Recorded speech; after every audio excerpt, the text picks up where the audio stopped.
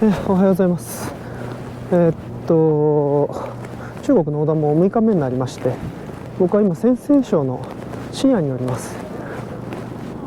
さっきから雪が少しずつ降っててですね、非常に寒いんですけど、陝西省西安、12月ってこんな寒いんですねって感じがします。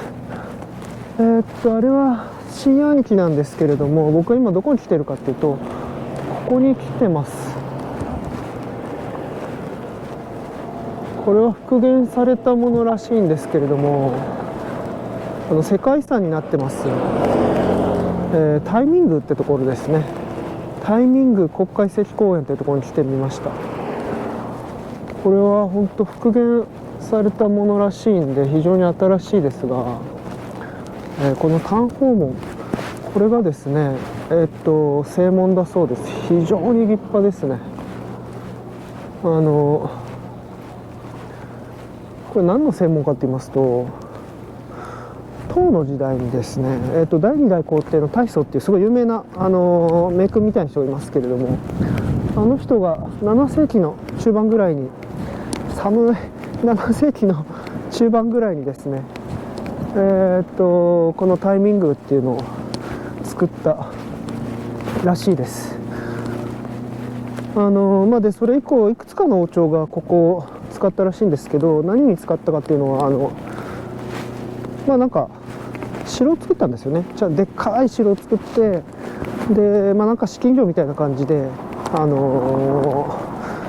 皇帝が寝起きする場所もそこに作るし、情勢を司るような場所もそこに作ったそうです。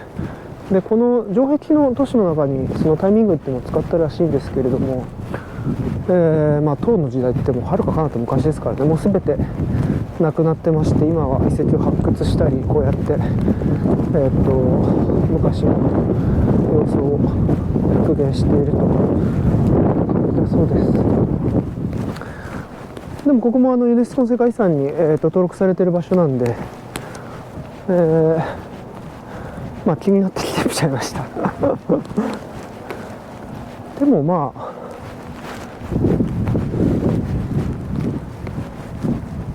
さっきからちょっと歩いてみてるんですけど、めちゃくちゃ広大なんですよね。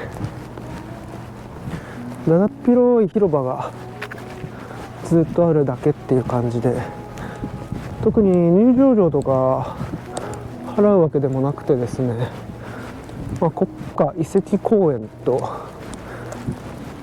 そう名前が付けられているだけあって、人々が自由に出入りできる、なんかそういう公園になっています。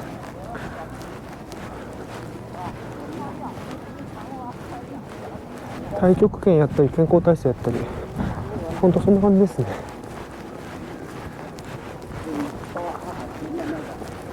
しかし立派ですね。唐はその頃は西安じゃなくて長安でしょうけれども、シルクロードの終点なわけですから、西の方までなんか牽制といいますか評判を伝えようとして、ものすごい立派なこのお家を作ったそうですね。こういった感じの門があと5つはあったそうです。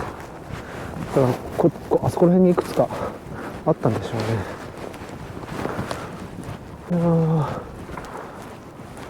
それにしても本当結構広くてですね、ここに本当全部お家だったのかなって思うぐらい広いです。今ここ見えてますけど、もうずっと奥まで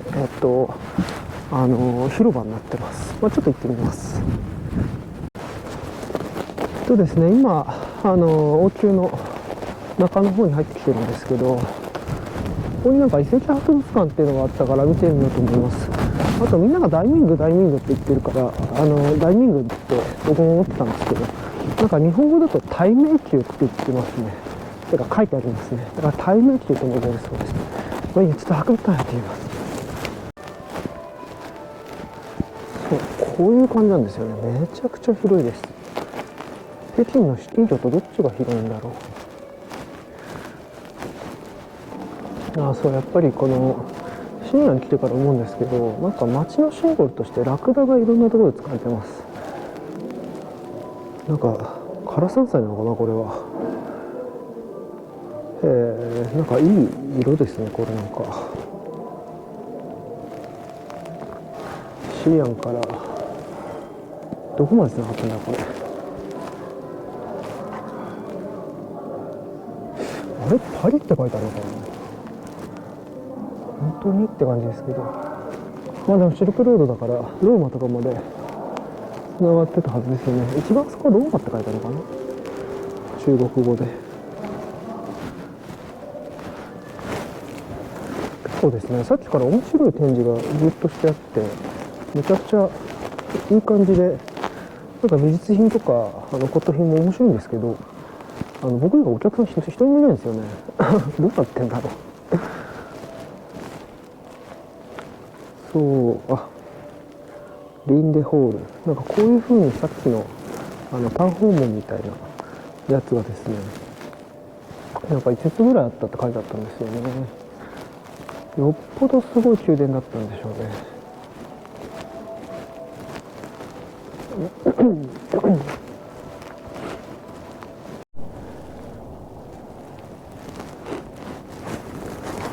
今城郭の上に登ったんですけど、あっちに遠くに見えるのがさっきの正門ですね。そこら辺城郭の名残とかが復元したのがあります。本当延々とだだっぽい広いですね。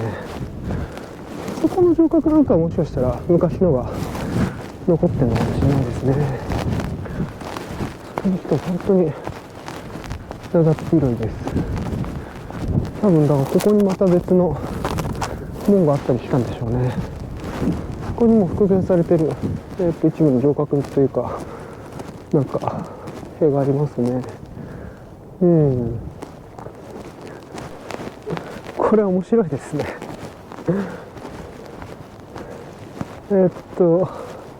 なんか入れるというか歩けるレベルでミニチュアが作られてます。昔はこういう感じだったんでしょうかね。まあ、今ちょっと入っちゃいけないことになってますけど、あっちの方に池とかもなんかあってしっかり再現されてますね。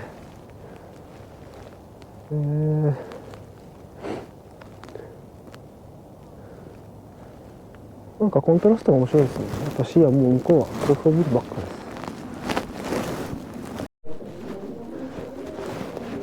向こうですね、バスでぐるーっと一周してきました。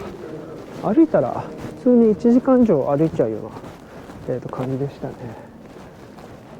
まあ今雪がちょっとまったりしてるんで、この気温でそんな歩いてる人いなかったですけど、まあ、バスに乗ってる人もあんまりいなかったですね。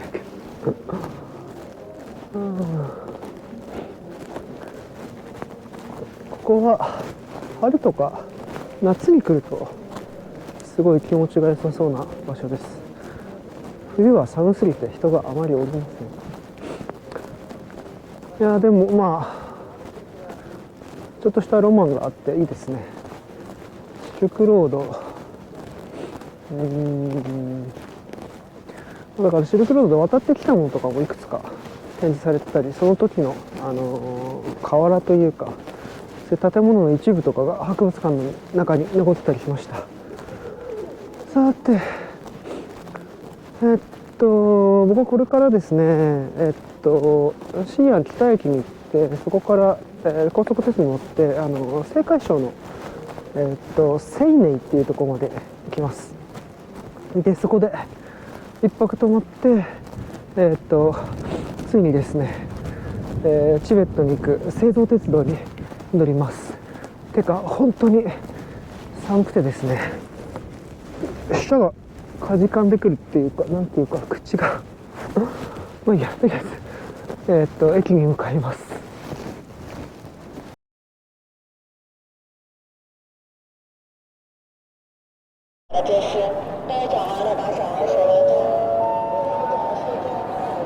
西安北駅に来ました。こう改めて見るとこの長距離の高速鉄道のプラットフォームが33までありますね。違うか、34まであるのかな。めちゃくちゃすごいです。なんか駅の規模もでかいですね。なんか北京駅がでかいのはすごいよくわかるんですけど、西安みたいななんか地方まで来てもすごいでかいですね。僕はこれからですねどんぐらい乗るのかな。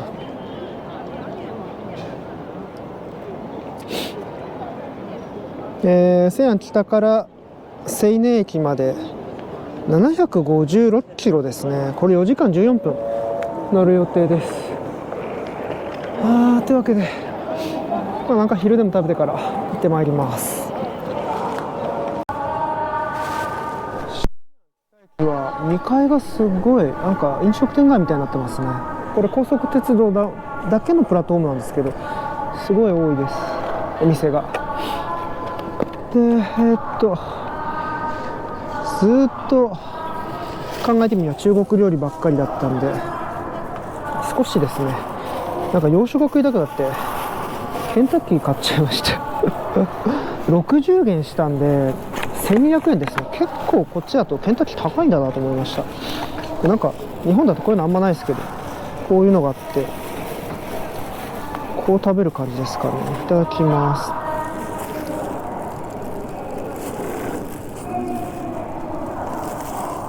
おいしい。なんだろう、日本よりちょっと胡椒が少ないのかな。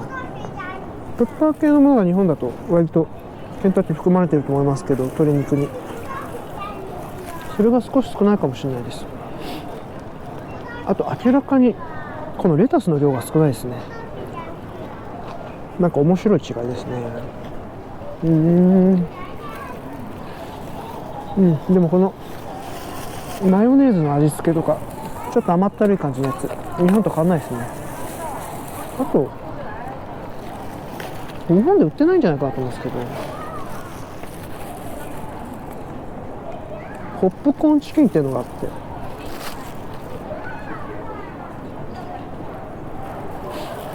なんか唐揚げのなんか鶏の軟骨の唐揚げみたいな形ですけど、別に軟骨ではないですね。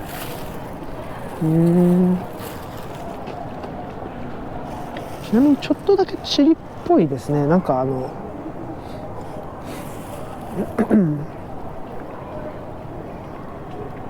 ちょっとだけピリッと辛さがくるようなものがあります。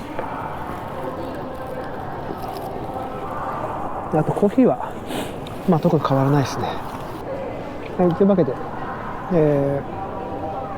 青年に向かいます。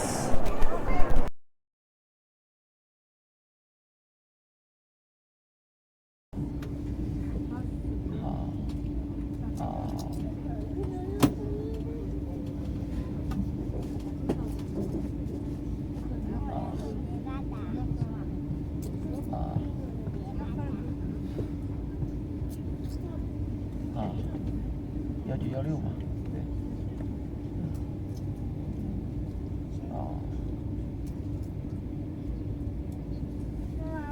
用面对着梅花篮，对不对？就是他去接的啊。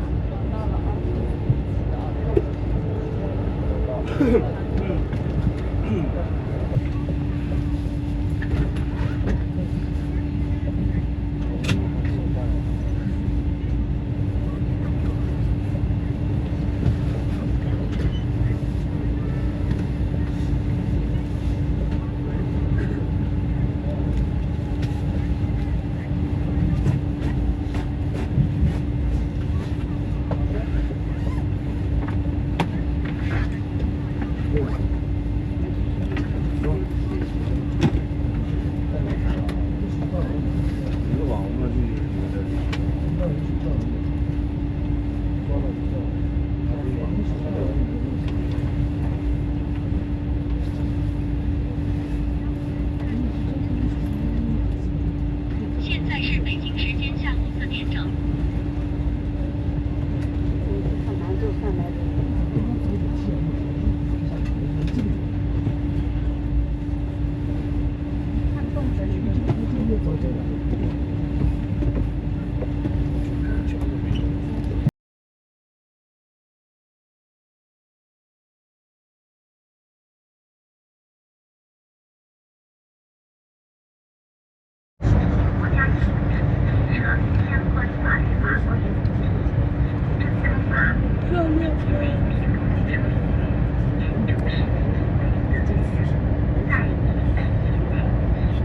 这里晚点了。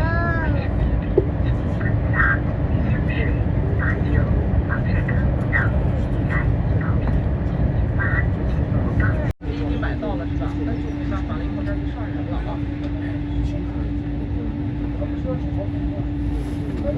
你个多少钱啊？我是给明鹤，我是给乐都的。一个我还可以认的啊。我肯定是，值得是多7分。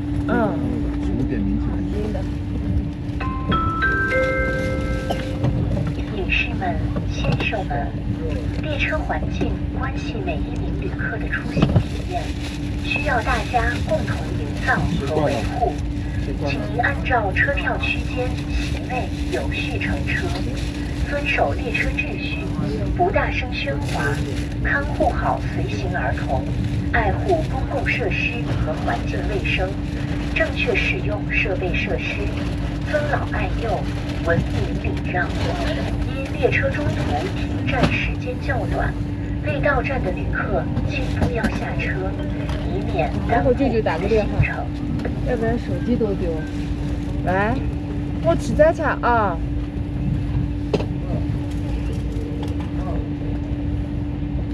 东北个啥大个嘛？东面停车场吧，我知道。是你这个清澈茶的吗？不是啊？可以。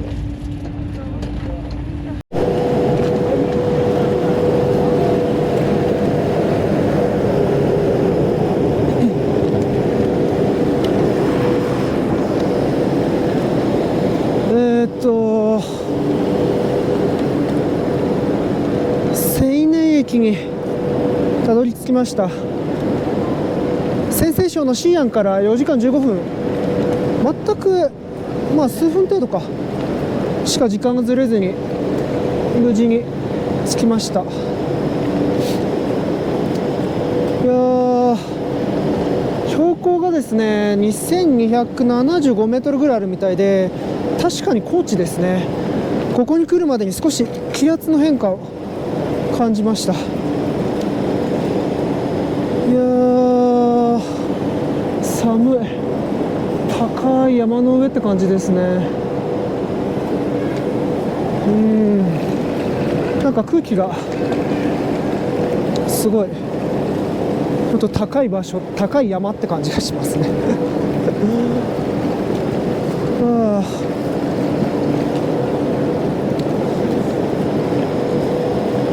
蘭州とかそこら辺を抜けてシーギンまで来たんですけれども、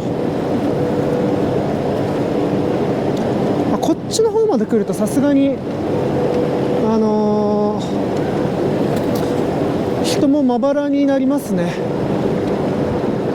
青海省、チンハイ省はですね、古くはチベットの領土だったことがすごい多いです。いわゆる吐蕃王国ですよね。吐蕃の、領土だったことが多いです。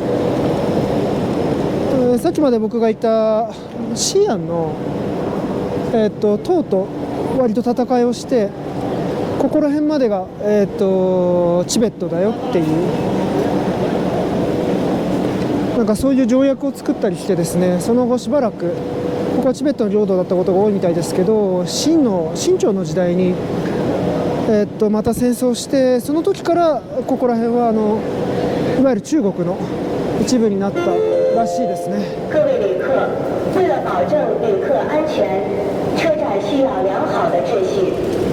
请停留在站台上的旅客抓紧时间出站，协助我们共同维护好车站秩序。でも結構ですね、この車両はもう満杯で満席でしたね。結構ここまで来る人は多いみたいです。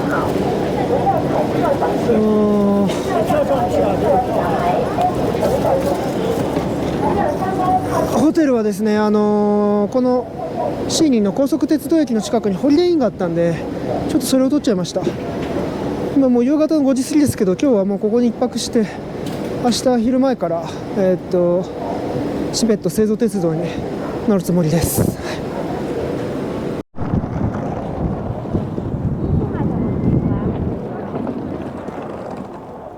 これが青年駅ですね。シーニン駅です。もう中国のかなり内陸部の方なんで、もうこれ隣チベットですからね、相当なんか中国の中では地方に来たつもりなんですけれども、駅はめちゃくちゃ立派ですね。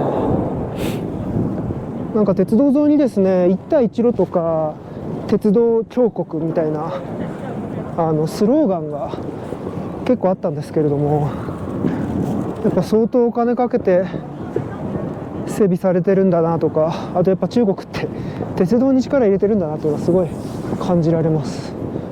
向こうの方も意外と近代的ですね。なんかもうちょっとなんか、いや中国上海とか北京行くとすごいですけど、なんか初めて僕中国の田舎の方に来たんですけど、もっと昔ながらのボロボロ感とかがあるのかなと思ったら、全然そんなことなかったです。いやー、なんかやっぱ来てみなきゃ分かんないもんだなって感じで、ただまあこうやってハードがすごく立派になってもソフトはどうなんだろうと思ったのは僕今回高速鉄道全部なんか一等級なんかいわゆるファーストクラスみたいに取ってるんですけど、それでもそんな金額はしないんですけど、毎回乗るたびに絶対に誰か別の人が座ってますね。でわざわざ毎回指摘するんですけれども、絶対最初どいてくれなくて、チケットとか見せるとようやくどいてくれます。なんか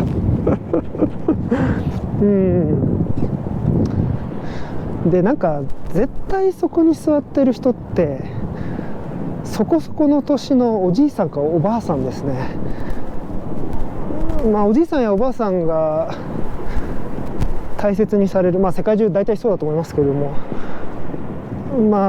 東アジアの方とか特にそういう文化が強いのかもしれないですね、儒教的なものが。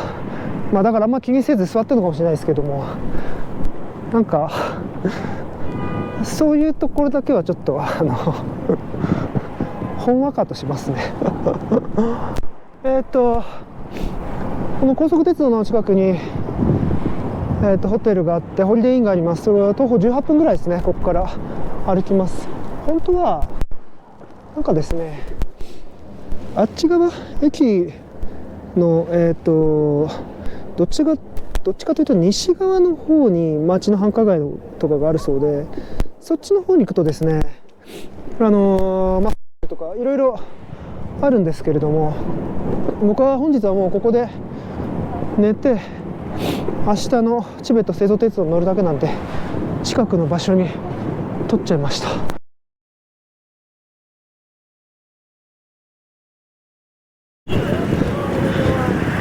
寒いです。耳がもげそうなほど寒いです。20分弱歩きまして、ようやく来ました。ホリデーインエクスプレスがここにありますね。いやー、ようやくホテルに入れる。あっち側が入り口のようです。やっと着きました。寒い。めっちゃくちゃ乾燥して寒いです。びっくりした。テレビがついた。今6時前ですね。ホリデーインのシーニンの駅前に着きました。でもすごいですね。ずっと高層のマンションが続いてる。意外と栄えてるな。ホリデーインなんでビジネスホテルライクではありますね。でも十分ですね。もう本当寝て明日に備えるだけです。こんな感じか。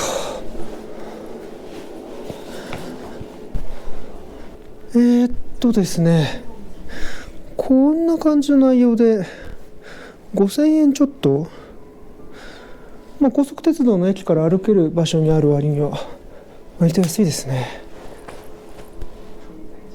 はい。今ランドリーにいます。ですね、ランドリーがあって、燃費使用って書いてありますけど、無料で使えるんですよ、洗濯機と乾燥機が。洛陽でも僕ホリデーインに泊まったんですけど、ホリデーインなんかこういうの揃えてんですかね。洛陽にもこういう感じでフリーで使えるランドリーがあって、なんか中国周遊してる場合は結構ホリデーインちょこちょこ挟むのいいかもしれないですね。結局何日間に1回ぐらいはこうやってランドリー使える環境に行った方が楽なので。というわけで、中国周遊するときはホリデーインおすすめかもしれないです。韓国でホリデーインも何回か泊まったことありますけど、ランドリーが必ずあるっていうイメージはあんまないですね。なんか中国独特なんじゃないかな。すいません、おすすめです。はい、失礼します。あそこに僕の泊まってるホリデーインがあるんですけど、ちょっと目の前にご飯食べに来ました。で、驚いたのが見てください。もう新年の方まで来るとこういう文字が結構看板で目立つようになりました。これ多分僕あんま見たことないですけど、多分チベット文字ですよね。やっぱりもうチンハイまで来ると全然なんか文化もやっぱちょっと違うんだろうなって思います。やっぱチベット人がもうすでにいるなっていうのが見えまして、チベット仏教徒の人たちが結構いますし、僕が泊まってるホリデーインエクスプレスにもお坊さんたちが何人か泊まりに来たりしましたね。とはいえ僕はここでですね、蘭州牛肉麺を食べたいと思います。さっき甘粛省を渡ってきたんですよね。甘粛省の寒い、ちょっととりあえず一回入ります。日本でもだいぶ有名になりましたよね。蘭州牛肉麺です。こっちの方に来ると、蘭州が隣だからってこともあると思うんですけど、牛肉麺って書いてあったら蘭州牛肉麺のことみたいですね。さあ、美味しそうだ。いただきます。でも牛肉全然入ってないな。い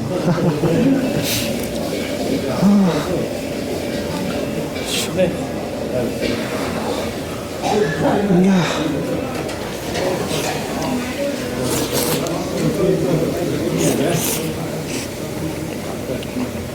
美味しい。この辛い油がいいですね。麺はちょっと柔らかめですね。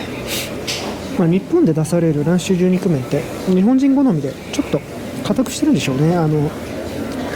九州の豚骨ラーメンみたいにちょっと形は似てますし、色合いも似てますけど少し柔らかめです。う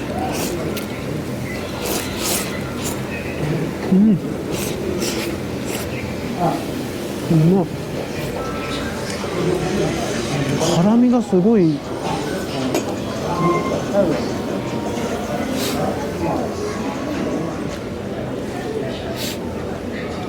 ちょっと追加しちゃいます。これうまいな。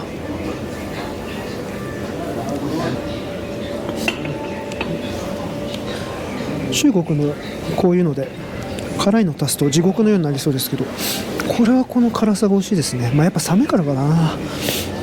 いや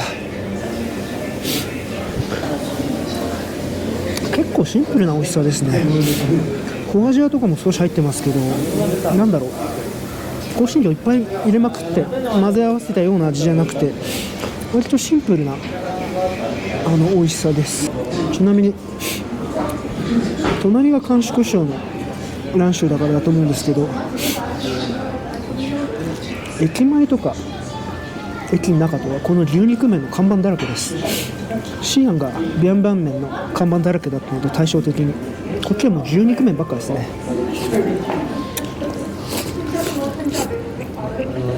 これはうまいな。というわけで中国横断の6日目はこれで終わりにしたいと思います。今日は結構、ちょこそこ移動しましたね。西安北駅から西寧駅は764キロ、756キロか、4時間移動しました。4時間で756キロ、まさか中国のこんな、内陸地まで移動できると思わなかったですね。新幹線とか高速鉄道かなりすごいです。標高405メートルだったそうです、西安は。そこから2275まで来たので、確かにちょっと高地だなって感じですね。さて明日はついにこの旅で一番したかったことですけど、この新林駅からチベットのラサ駅まで20時間かけて1700キロぐらいかな、チベット製造鉄道っていうバックパッカーの一つのなんか夢の鉄道みたいなものがあったりします。それに乗るんですけど、めちゃくちゃ楽しみですね。ちょうど20時間で向こうまで行く計算になります。明日の昼前に乗って向こうの朝に着く感じですね。めちゃくちゃ楽しみです。めちゃくちゃ楽しんで、もうずっと前から乗りたくて、いやー楽しみだな。はい、というわけで中国横断の6日目はこれで終わりにさせていただきます。ありがとうございました。